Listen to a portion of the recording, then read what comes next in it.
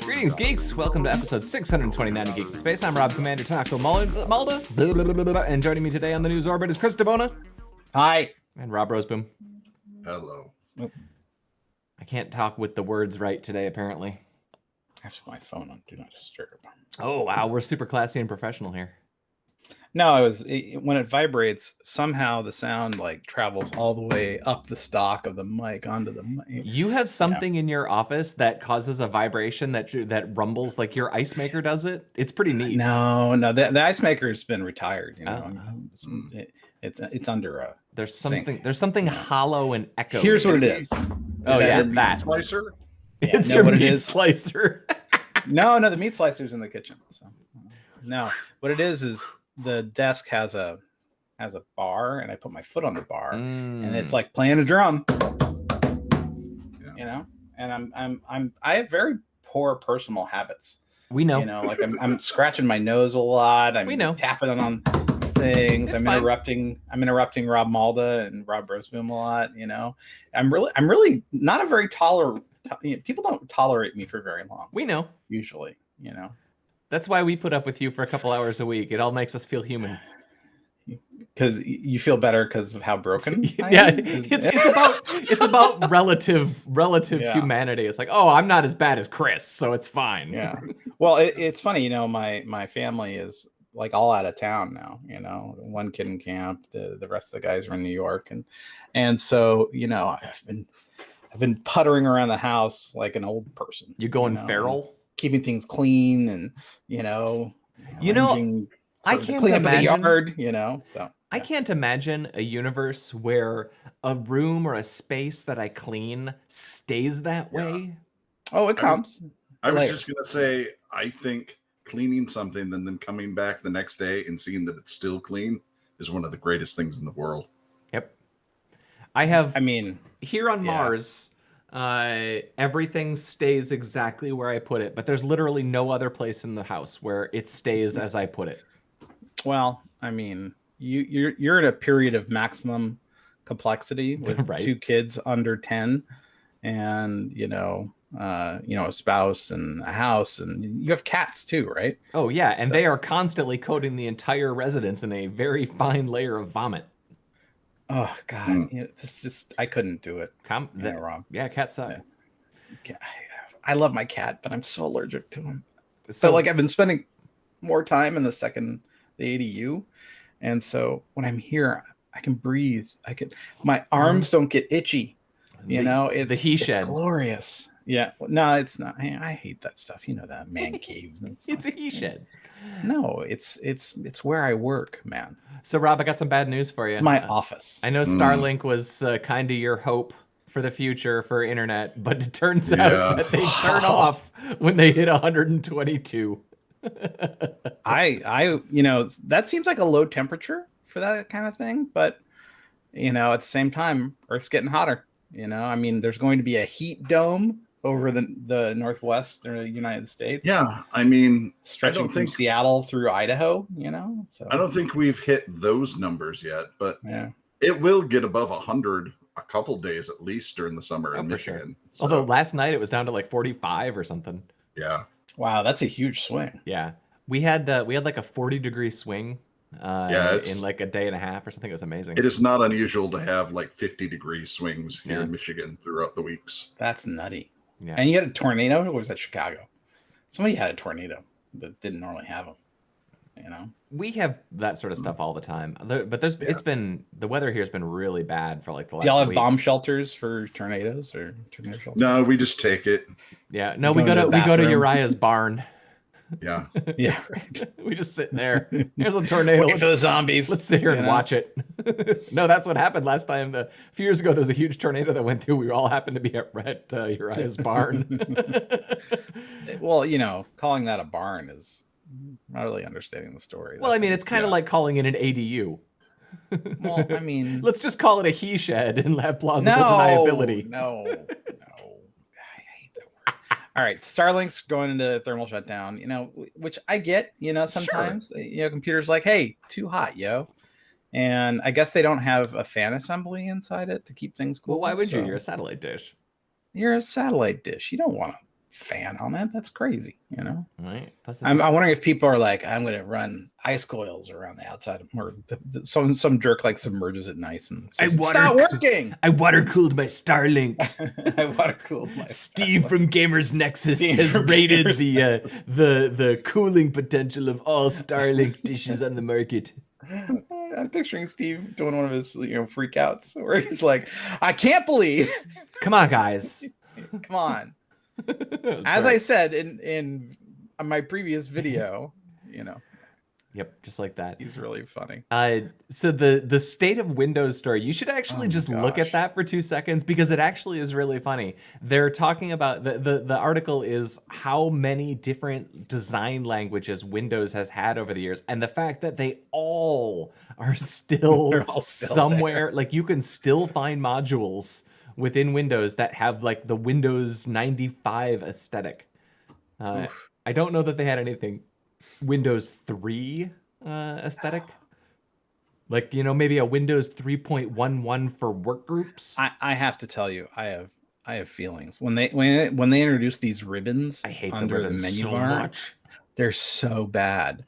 You can't map a network drive until you go to computer under view or whatever. And it's like, so it's just miserable. Honestly, it probably drove more people to Google Docs than like anything else, because people are like, I don't want to learn this ribbon crap, and so they just said, Google Docs is fine and I can share it with my friends. And that was it. Like 2 years ago, you sent me a NUC with Windows on it, and it was the first time that I had used Windows for anything other than as a gaming PC in since Windows XP probably.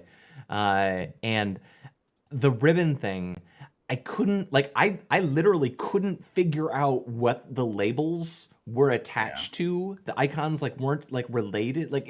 It's so bad. And this is like these images demonstrate exactly the thing. Like there's no consistency there. I mean, say what you will about Apple, but they force you to update. They have inconsistencies in their design language. Like they'll always have random apps that didn't get updated in the last couple of versions, or they still had for years and years. They had their applet thing on the desktop, and that stuff sticks around. But most of it they keep up to date, at least within a version or two. I don't know. I don't, this is the flip side, right? It's like, on one side you've got Windows and it's, interface of the year, and they just start stacking on top of each other, getting slower and slower and weirder and more annoying. Or you have Apple who's like, yeah, I know you liked being able to do this thing before, but let Daddy Apple take care. It's fine. We welded it shut. It's fine. It won't hurt you. It won't hurt you. Yeah, and really, what's the difference between we welded it shut or we hosted it on the cloud? Either way, you don't have to worry about it. It's all it's down there. Don't worry. I mean, wouldn't they know best? It is their software. That's right.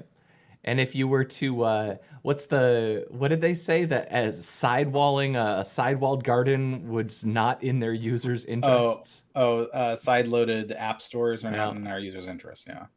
And I mean, I guess there's truth in that statement. However, there's also disingenuousness. Because we've allowed people to sideload apps and app stores and stuff and Android from the very beginning. And it is a source of security problems. For sure. But that said, it's not like the built-in stores on either of the major monopoly platforms are this wholesome place where no viruses ever get in. Like you constantly see stuff better. People are Bitcoin mining and stuff. Way better. I mean, many orders of magnitude better than sideloadapps.ru. Okay? Oh, for sure. I mean, let's be clear. Both the app stores have their issues for sure, but nothing compared to I don't know, pirate sex apps.cn. No, I like to, which is where I get all my apps. Right. Oh yeah. You laugh, but people are, I just like the loading screen, Yeah, you like the loading screen. The one that looks a lot like Windows 7. Looks like diarrhea. Oh my gosh. It's sad because it's true. Yeah, that's it's why sad, we man. should probably all go back to the era where we just build everything from source. I mean, you don't have a computer for a few hours, but whatever. I mean, well, let's keep going. I They had a know. nuclear power station, McMurdo Station, for 10 years. That was a neat before story. it was a neat story. It's worth reading. It's about this, the reactor itself is the size of an oil barrel with, a container full of support equipment, and it was fine, but in the end, it was kind of a maintenance hassle. Yeah, the article said that it was basically down like more than a quarter of the time. Like, so they needed to have diesel fuel anyway. So Yeah. it's like, well, if we're gonna haul this crap up here, But they did it for over 10 years. Yeah. When I read stuff like this, I often wonder if the nuclear industry had just hired better marketers, exactly where we would be. Because, quite frankly, nuclear power is, one of the best green solutions that there is. Honestly, it just, the idea of nuclear power makes you think of the Toxic Avenger, and they needed a way to get past all that. No, we think bombs, Chernobyl, and 3 Mile Island. Yeah. Well, I mean, I hate to say it. It's like they do have a marketing problem, but what they really have is a trust problem. I think it was Dynenergy. It's like I'm waiting for us to have 5 years where there's no story of someone cutting a corner in a power plant, But that's never going to happen in any industry. Like every industry. And honestly, come on, we're not talking about an app here on a phone. The problem is the downside risk is so high. When you cut a corner on a control panel for a pressurized water reactor, that cutting a corner means that people aren't going to trust nuclear power. Right. It means we're going to get 6 episodes of an HBO special that's going to make us all incredible. That's going to make us all dread everything about it. Yeah. We're just all going to turn into human robots. Yeah, I mean, I wish, maybe the answer is the French answer, where it's a government thing and you have trusted engineers, and it's like, well, that doesn't work in the United States because we have to have that constant tension between privatizing and profiting off of everything. You mean freedom? Yeah, I mean America. Yeah. America. Well, I mean, because if you think about we've had Rickover reactors on aircraft carriers and submarines since the 60s, 50s, 60s. Right, and all those crew members with a third arm are fine. Honestly, they have their share of problems, but they're extremely reliable. I feel like this is just the government's way of trying to harness the ability to get X-Men. Like, this is the best plan we've got. Is this Super Soldier program? Yeah, we so far haven't figured out. Yeah, we haven't figured out Super Soldier serums, which is really hard to say quickly, and we haven't figured out X-Men. So really, the only way to get that is to build nuclear submarines, keep people in there for a few years, and just hope. Just like quicksand, unfortunately, the transformative powers of nuclear waste was all a lie to me in my Saturday morning cartoons. So unfair. The only one with a weather dominator is Elon Musk. Wait, one story that's not up there is, I guess, Lou Ferrigno was like, I'm the OG Hulk. All you latter day Hulk fans, smart Hulk fans or whatever, don't know what you got going on. And it's like, dial it back, Lou. Come on, Right. Right. I'll find that story. No, I read it. It's kind of embarrassing. It's kind of embarrassing for the Frig, or whatever people call him. That's right. He was in a movie like 10 years ago that called "I Love You, Man," and but he was playing himself, and it's not good, but it was really weird because he was like playing himself and like talking, like making Hulk jokes in a Judd Apatow movie. It was weird. He's an interesting one because he does seem to have this gigantic chip on his shoulder that I'm not sure where he carved it from. You know what I mean? Yeah. Do you think he's been seething this whole time? A little bit. A few years ago, he made fun of Schwarzenegger because he got old, Well, they had those pictures of him when he visited a beach, and it had been many years since he took the illegal substances to help him gain his girth. Wait. So he looked particularly flabby. Wheaties. And Lou put out a picture of himself, and he purported not to do as many of the supplements as the governor did. And he still was pretty ripped. And he was like, this is what happened. We do it right. Yada, yada, yada. I'm awesome. I was the Hulk.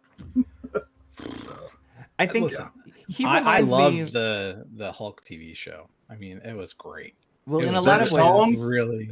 The song. Right in the field. At the end, I'm so sad. I'm so sad. No, I mean the pathos. Mm-hmm.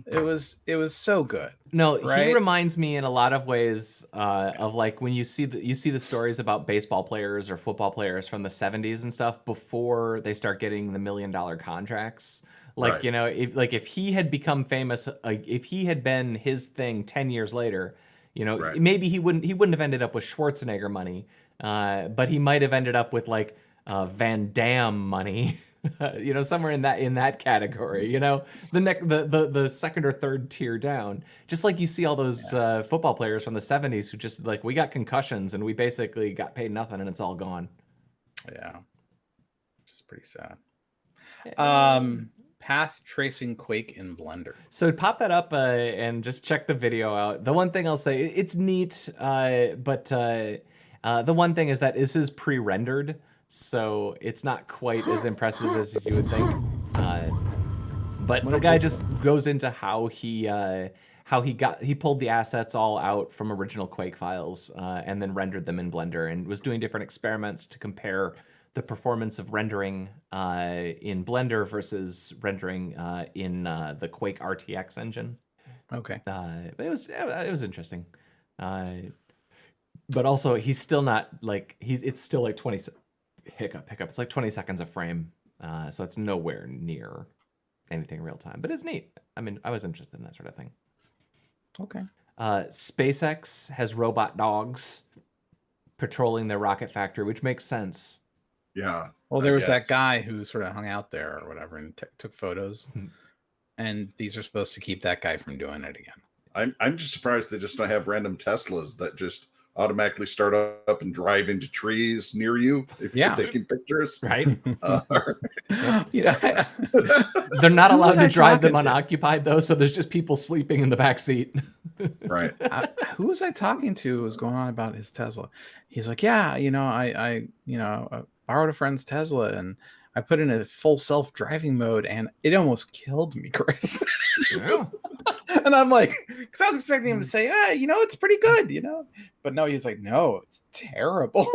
I'm like, really? Yep. He's like, yeah, it's bad, He's like, it would go around curves. Like it went around a 25 mile an hour curve. 10 mile per hour curve that turn at like 30. I had to like slam on the brakes and keep it from going into the hillside. And I'm like, what the hell? So, it's probably fine. The Tesla just likes to power slide through turns. That's all. Yeah, right. Don't you like a good power slide? There's nobody in the other lane. It's fine. The problem is that they made the mistake, instead of training the Teslas by watching like driving footage of cars, they just trained it by watching like 700,000 hours of people playing Tony Hawk. So it's really hard to figure out. Like it's trying to grind across the medium and stuff. Don't drive anywhere near a half pipe. Well, it's really hard to do an ollie in an Audi. I got to tell you. Yep. And rail grinding at the library. They don't like it. Yeah. Oh, you guys were joking, but that's exactly what happened to that guy on 101. The one who hit the flyaway split point we talked about a couple hundred episodes ago. Yeah, it was. It's probably fine. What kills me about that, it's still to this day, just like boggles the mind. The guy was going down a 101 with full self-driving mode engaged, and he was aiming for the point where the split is. Right, where he would die a week later. He's like, oh, that's a bug. I'm going to tell Tesla, tap, tap, tap, tap, tap. When he gets home, post about it in the forums. Week later, he's like, I'm sure it's fine now. They fixed it. That was probably a hot patch. Yeah, sure. And he dies. Oh. And it shuts down 101 for like 7 hours. They had That's to pull the real someone from tragedy. The Tesla plant No, well, I mean, it was weird. The guy died, but I was late to get to Pilates. Fire out. No, it wasn't like that. It was just like, they had to like get a guy from the factory to help them put the fire out. They had like 6 trucks going, like pouring water on it. Like, I don't know what to do, That's scary. And everyone at work is just like, what is going on with 101 today? So anyway, that was back when you would go to work. Right. The long ago. The long ago. The before times. Never. Yeah. So you don't need to watch this whole video. Oh, I watched this. I watched the whole video. I did. Yeah, well, I'm fascinated by this stuff, but I didn't know that there was like a whole computer room under the cockpit. Like that was accessible through like a little, like I knew about their little sleeping bay and everything, but I didn't know about that. And that is neat. Well, it is neat, and I don't know that I would fit into this ladder. No, I would not. I think I'm a little more substantial than Mr. SAS Girthy. Stocky, big boned, husky. Yep. But yeah, it's like what I was looking for in here were the Panasonic avionics that they use, the Panasonic infotainment systems they use. They basically come with like a full rack of gear that you station on the plane to feed all. It's basically a server for all the screens on the plane. So that's in here somewhere. And I'm just like, oh. Ugh. It would be fun to get this guy to like. There must be another one in the back of the plane to balance it out. I mean, this stuff's heavy. That's true. Anyway, so I will always watch this sort of thing. Oh yeah. Just looking at this, thinking about how many days trapped I'd have to be in here before I could wedge my way out. It's a one-way trip. No, you can get into this door. Yeah, but that's like 4 feet tall. Yeah. And this is not a large door. So I'd imagine, so they pan over to the door in a few moments here. So that door, okay, so if the entire plane at this segment here is 6 seats wide, right? With an aisle. So that's that door has to be wide enough to put in any of the equipment. Like any of that equipment in there needs to be able to come out to be repaired. So it's at least that way. So it's at least like a wider door. And he is filming with like a Theta digital, 360 camera. And then they picked the footage out later. So it's like it really has a distorting effect, that lens. So this looks smaller than it is, but it's still really tight. So I mean, he was able to get it. He was shoulder width going down the ladder. So that gives you an idea of how big it is. It's just, And some of those machines are, 19 inches, 20 inches deep, right? I would assume that they're standard rack width. Yes, they're 19 and a half or whatever, 19 inches wide. And, 4U tall. So that's 6 inches tall. And so apparently your CPU might have slowed down on Wednesday. Really? But why?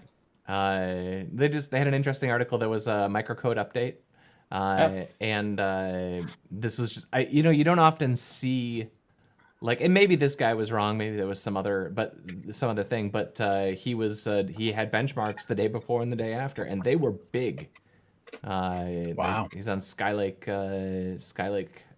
and I mean that's I don't know he doesn't have them. The graph that tight, but it's like looks like it dropped from like 42 gigabits to 38 gigabits in the L3 cache. That's a lot. I wonder what it was. Well, it's the microcode update, but he was, I don't know, like I've heard this from other people too. Like if you just can disable all of those updates and make sure your computer is never on the internet, that, like how much faster your computer is now, it's kind of insane. I feel like the microcode security patch thing is like the inversion of Moore's Law. So it's not that Moore's Law is necessarily gone. It's just that Moore's Law has been counterbalanced by our constant requirement that we do microcode updates to prevent new security hacks. Well, it was, when Spectre and Rowhammer, when those bugs were exposed, the Spectre bugs were really concerning because it means no more hyperthreading, basically, And so, we did certain things to preserve it, because losing half your CPUs ain't no good. Yeah. Especially in the serving business, right? So how do you have affinity between hyper-threaded single cores for single users and not just shut off and lose half your capacity. Right. So yeah, it was a really very concerning thing. And if you think about it, if you back in your computer science days in school, when you read what was it? Oh, where's that book? I have the book. You have a book with actual words in it?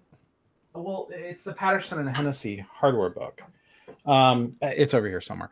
Anyway, but that goes into how to pipeline things, how to have multiple register banks. And I took operating systems. Yeah, I mean, it was really cool, but also securing those things kind of came later. Right.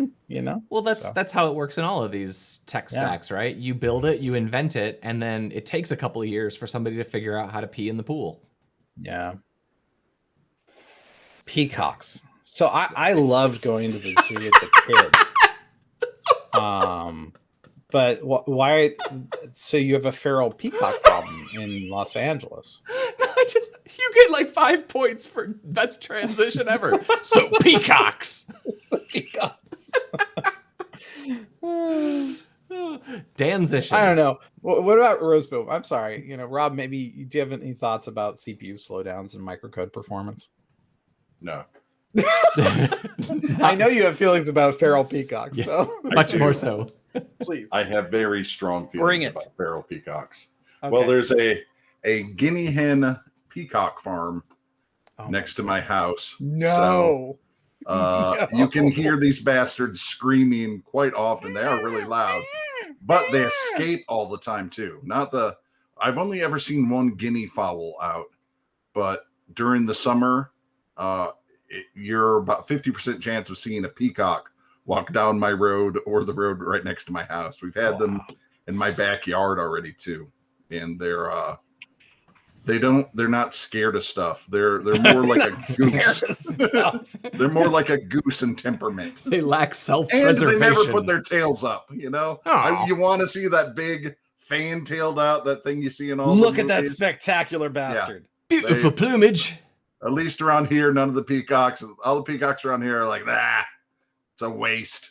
This is my personal archive of peacock footage from the zoo that I used to take for Annie too when she was a kid. So they're very pretty. I can't imagine there being 30 feral peacocks running around my neighborhood. It would be exhausting to try to sleep. Oh, Uriah has a solution. In his secret gun chamber. Well, I don't know. Oh yeah, that was left over from the previous owner. Yeah. Boy. Yeah, that's weird. See, the only thing that we got around here is the deer, and they're pretty timid. Tree rats. Yeah. Although the raccoons in my neighborhood are also getting to be a bit problematic. We've had to. Oh yeah. We've had to tone it down. I think the person in my house who kept feeding the raccoon finally got it through her head that maybe feeding these raccoons that are larger than a dog are they're living, smelling our cats through the screen door. Eventually something bad's gonna happen. Yeah, see, peacocks are no joke. Look at that car. Yeah. This was a deer, it wasn't a peacock. Oh. So, yeah, I was in that car. I mean, if you live in Michigan, folks. If you live in Michigan, eventually you hit a deer. Yeah, yeah. They were in the left-hand lane of the highway. I was going 70 when I saw it and I slowed down, but it wasn't enough. I've hit 3 deer, never totaled my car. I was lucky. Oh, I totally totaled the car. Are you kidding? I rolled it. And so see this is, I had a box of apples in the back of it. Well, there you go. I was going over, it was like that scene in Anchorman. There's apples all flying around. And I'm like, nice. You were like, this is how I die, and this is not how I expected to go. Well, it was very peaceful because I just didn't hear anything, at some point. I think it was just. You get the adrenaline dump into you. No, it wasn't adrenaline. It wasn't adrenaline because I remember as I was going over, I was like, oh, wow. Okay. So this is happening. Huh. Well, I got really good insurance, Christine and Franny are going to be fine. And then, so I'm like, oh, so, this is okay. This is not the end of the world. And then as I was going over the next 180 degrees, I was like, oh, this might hurt. And There's all these apples bouncing around the car. My glasses were flung away from my head, and I'm like, wow, this is really surreal. And then I had landed on my feet, my wheels, and I was like, yeah, okay. And I shut off the car, and everything was working. You know, I was like, oh, cool. All right, just got out and found my phone on the ground there. And, it's cool. Yeah. Ate fresh deer meat. No. I told you what happened. So this jacked up truck comes up, and he's like, "You okay? Were you in the car?" And I was like, "Yeah." He's like, "What are you doing?" And I'm like, "I'm trying to find my phone." He's like, "This one?" I'm like, "Yeah." And he's like, "How you need not to sit dead?" down. He's like, "I've called an ambulance. You need to get on a backboard and get an X-ray. I know you feel fine, but let's just do the right thing." Right. You are literally all adrenaline right now. Like every molecule in your body has become adrenaline. So the ambulance comes by, and I'm on a backboard, and they're putting me on the ambulance. And the sheriff guy comes over. He's like, "Hey, I got a question for you." He's like, "What?" He's like, "You gonna eat that?" Oh.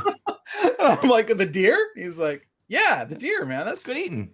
That's good." Basically, he's like, I make sausage from it. I'm like, "It's all yours, bud." And he's like, "Thanks. You can have some, if you want to come by the sheriff." I'm like, "No, it's okay. You go ahead." So yeah, he loaded up into his truck. And the one deer that I hit hard enough to disable my car for a little while. Oh, wow. I had the same thing. Some people pulled over, asked if I was going to eat the deer. I said no. They jumped out of the truck and dispatched it with a hunting knife. Yeah. I mean, and that's great. I'm glad somebody got some use out of it. I mean, It's not like the deer was going to repair my car. It's not like I needed the deer's insurance. It's like, what good was the deer to me? Delicious. But yeah. I've actually never hit one, but I have slammed on the brakes so many times, especially on that road out by my house, Rob. You know the one, that long road, man. That is where the deer stand, in the middle of the road, waiting to die. Yeah, there's a couple of deer that come through the forested lot. There's like an acre and a half, and it's sort of a wildlife highway. And I came out of my office, my he shed. Yep, and it's like I opened up the door, and the deer is like right there next to my car, and I'm like, and he's just like, "What?" I'm like, "All right," So the deer in my neighborhood, they're just shameless. They get now within about 6 feet of my front window, and like eat whatever it is that they want to eat out of the bushes in my front yard. So they get really close now. Like I kind of feel like if I was hungry, I could take care of this real quick. Yeah. But peacocks, I've never eaten a peacock. I've never hit one with a car. And I have generally nice things to say about them because they're nowhere near me. If they were next door, I would go insane. Because they're loud, man. Yeah, who would live next door to a peacock farm? I can imitate them, but it would literally blow out our ears. So I'm not going to do that. All right. Hey, y'all. So squids. Space squid. They're not just any squid. These are space squid. There's a Hawaiian squid research group that's going to put squid in space to study. What the hell? Where Watchmen's becoming true. Ah. Yeah, right. I was going to say, I think this is just somebody who wants to mess with squids. He's like, I know what'll really screw with this squid's head. Let's put it in microgravity. These are Cthulhu enthusiasts who are just hedging their bets. That's just Jerry. Every project has to involve squid somehow. Do you just like have connections to like a squid farm or something? You're trying to move material? This one at least is more realistic than a squid dating app. or Squitter. Squitter. It's just it's SQDR Squitter. Inkster. Oh, Inkster. Oh, that's good. That's good. The messiest dating app. Boy, Randy, his answer for everything is just squids. I don't get it. I mean, he got it right that one time when we were making pens and we needed an ink supply. But everything since then, you can't use them, like in construction. Natural, no harm ink. Replenishable. They're not the ocean's nanny. In fact, they hate children. Yep. As far as we can tell. Yep. Yeah. They don't stack very well. No. you can almost read his mind. He's like, "How am I going to screw with the squid today?" Yep. Guess what? You're off. You're in space in 3 days. MFer. I got you, buddy. Ha! Yeah. A squid. That squid killed his father. A squid killed his dad. That's what's his name? Craig? Oh no, that's the photographer. A squid killed his dad. Oh my gosh, his name really is Randy. Oh my gosh, it's so funny. I thought I was messing around. Randy was accidentally nipped by a squid when he was 3, and and since then waged war against their species. Ever more elaborate pranks. No, so Margaret's his mom. And his dad was killed by the squid. Yep. He's finally going to get his revenge. Slaughtered in the squid incident in 97. There's really only one story to tell with Squid. That's right. Oh, this is good times. So, okay, what is the science that they're trying to achieve here? Come on. Supposedly really? they are looking at Seriously. things like effects on the circulatory system, neurological system, and stuff like that on squid, because squid physiology is so close to human. Basically the same. Yeah, Rob, do you bioluminesce? Actually, yes, you do too. Oh, all right, sweet. Let's test that. Let's go to a campfire tonight and let's see if we bioluminesce. Sometimes I think I'm getting pranked. So a group called Umami is sending squids to space. I gotta tell you, man, this might be a GPT-3 kind of generated text article to maximize clickbait. Oh, it's so good. Yeah. So I should point out, as much as I'm laughing, I'm in favor of this kind of science. I think it's important that we understand our brothers and sisters in the sea. But wow, this is just good times. This is a great. Thank you, Rob Rosemoon, for finding this, because I know this was you. Yeah, for sure. I mean, who else? Was this part of your game research? That you were following the Star Advertiser. This one, no. I just happened upon this one, but many of them are. It mentions Hawaii. Yeah. I like the correction. The correction is like the mother squid was from Hawaii, but these baby squids were from Florida. Oh, man.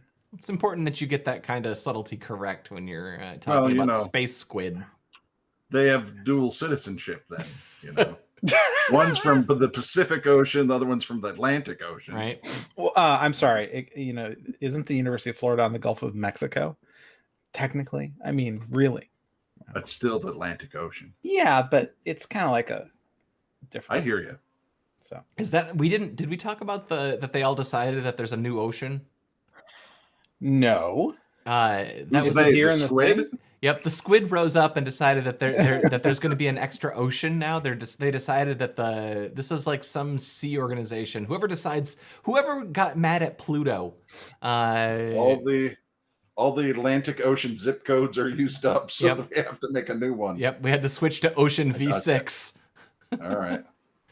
No, they decided that the Gerlach Strait. They decided that there's a new ocean around Antarctica, I guess, because the Gerlach Strait. Because it has different, however they decide what is a body of ocean. Oh man! Enter your email address, Chris. No. Go find a different article, Chris. The Southern Ocean as the world's 5th ocean. Yep. I don't know. I think that's neat. Yeah, I know. So I mean, it makes sense. You know, there's a lot of water here. And it's kind of different from the water up here. I wonder how Neil deGrasse Tyson feels about it. Well, Neil can control things in space. He doesn't get to control the oceans. You're only allowed dominion over either up high or down low, not both. That's right. You can't have both. Neil. Thanks, Neil. NDT.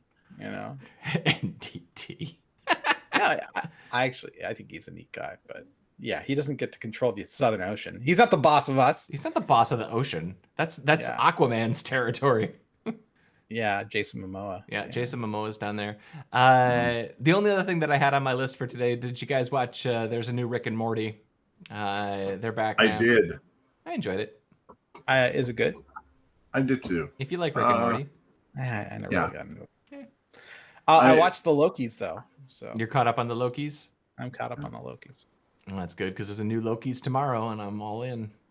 I guess I'll watch it. You guess you'll watch the best TV show that's currently coming out with new episodes? It's not that good, though. It's the best TV show that's coming out with weekly episodes right now. Well, is it the superhero television? I don't know what show's coming out weekly that's better. That's not binge. I am a huge fan of the show Mr. In Between, and that's coming out weekly. Yes, cool. What station's that on? It's on FX. It's a Australian.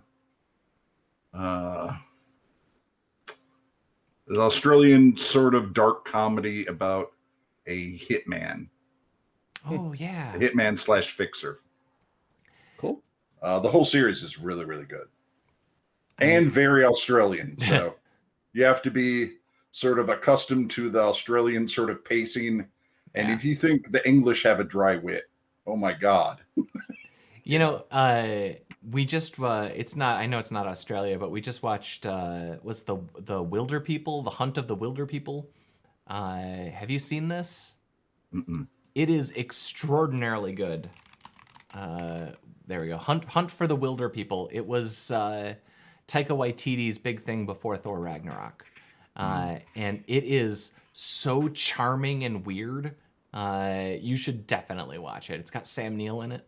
And it's New Zealand, yeah, but it's got the kid. It's the kid from Deadpool, and he's just as weird in this movie. He's actually much better in this movie, and he's kind of the lead in this movie, and it's really, really worth watching.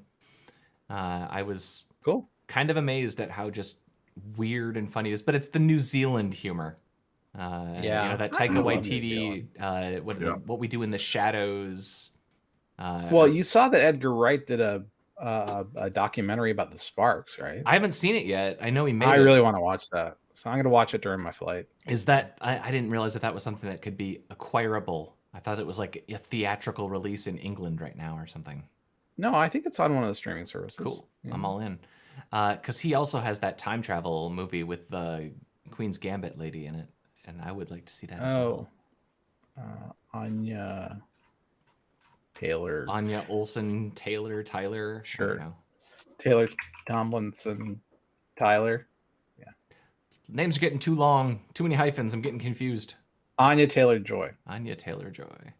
Yeah, I liked Queen's Gambit. It was really good. Yeah, it's super fun. But she's got what is it? Last Night in Soho. Yeah, that looks really cool. I have to wait on Christine for that one because we're gonna totally watch that together. It's not out yet, but you know what is coming out this weekend? I believe is Fast 9. Fast 9. So you know, if you feeling like you're short on Corona and family, I have to sneeze. All right. Time to say goodbye to the universe. Yeah. Farewell, Robo's Moon. We're blowing everything up finally. Yep. It's about time. It's about time. See ya, everyone. Let the squid take over. Yeah, the squids are taking over. They've risen up from the new ocean. Goodbye, Christabona. So funny. Goodbye. I'm Rob Commander Takamalda. This was Geeks in Space, and we might be watching Total Recall tomorrow night, but we might not. I don't know. Bye.